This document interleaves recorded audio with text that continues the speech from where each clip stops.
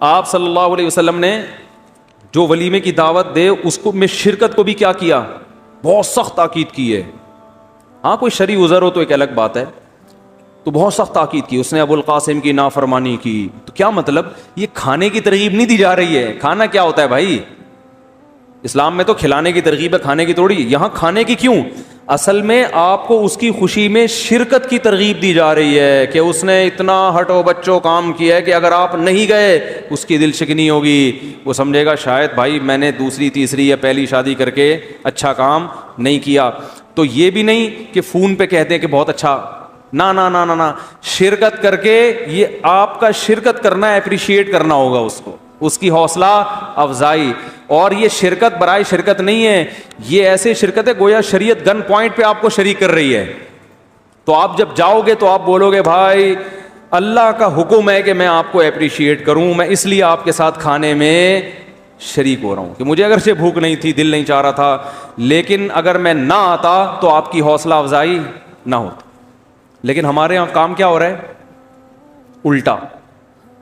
پہلی شادی میں بھی الٹا کام. خبر ملتی ہے پہلی شادی, ابھی اس کو ضرورت کیا تھی یار, 24-25 سال تو عمر ہے, کوئی شادیوں کی عمر ہے. آج ایک نوجوان آیا میرے پاس, کہہ رہے میرے ابا کہہ رہے ہیں 30 سال سے پہلے شادی کا نام بھی نہ لینا. 2 بندے آئے اکٹھے. بندے کون تھے؟ جنید جمشید کا بیٹے, نہیں کیا نام ہے ان کا, بابر. تو وہ نہیں تھے, ان کی تو شادی ہو گئی, ان کے ساتھ 2-3 دوست تھے ان کے. تو ملنے کے لیے آئے تو وہ ایک کہنے لگا میرے نانا کہتے ہیں کہ یار کاش میں جب 30 سال کا تھا مفتی صاحب کے بیان سن لیتا. بہت, ہاں وہ کہہ رہے کاش مفتی صاحب 30 سال پہلے پیدا ہو جاتے ہمارے دور میں اور یہ بیانات کرتے.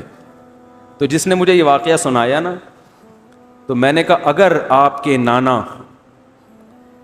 میں 30 سال پہلے پیدا ہوتا جب آپ کے نانا کی جوانی کی عمر تھی, اس وقت یہ بیان کرتا تو وہ صرف آپ کے نانا نہ ہوتے, اور بھی بہت ساری مخلوق کے نانا ہوتے. آئی بات سمجھ میں؟ تو پھر بہت معرفانہ گہرائیوں میں جاتے ہیں نا ہم, تو بال کی کھال اتارتے ہیں پھر بیٹھ کے. میں نے کہا اس کے تو آپ کے نانا کی یہ چاہت جو ہے یہ بہت گہری چاہت ہے, بہت علم اور معرفت کے سمندر ہے اس میں, یہ بہت گہری بات کہہ گئے. میں نے کہا وہ اصل میں یہ کہہ گئے کہ میں صرف تمہارا نانا کیوں, مجھے بہت سو کے دادا ہوتا, کیونکہ اب ان کو نانا بننے کا مزہ آ گیا نا, ان کو پتا چلا نانا اور دادا کیا ہوتا ہے. تو وہ احساس کمتری میں جا رہے ہیں کہ یار 2-4 بچوں کا نانا اور دادا بننے میں اتنا پروٹوکول ملتا ہے, کاش مفتی صاحب 30 سال پہلے پیدا ہو جاتے, آج میں کتنے بچوں کا دادا اور کتنے بچوں کا نانا ہوتا, اور وہ بچے آپ کے ساتھ آ کے میرا شکریہ ادا کر رہے ہوتے کہ مفتی صاحب اللہ کا فضل ہو گیا کہ آپ 30 سال پہلے پیدا ہو گئے. خیر یہ کچھ زیادہ گہرائی کی باتیں ہو رہی ہیں, آگے چلتے ہیں ہم. ٹھیک ہے, یہ پھر آپ کی اوپر, یہ مینٹل اپروچ سے شاید اوپر کی باتیں ہوں. دوسرا کیا اصل بات کیا کر رہا تھا؟ ہاں تو ولیمے کی. تو نبی صلی اللہ علیہ وسلم نے اصل میں جو ولیمے کی ترغیب اور اس میں شرکت کی ترغیبات, یہ ساری ترغیبات کی بیس کیا ہے؟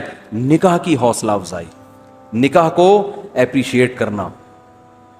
سمجھتے ہو گے نہیں سمجھتے؟ اور نکاح کی ترغیب کیوں ہے؟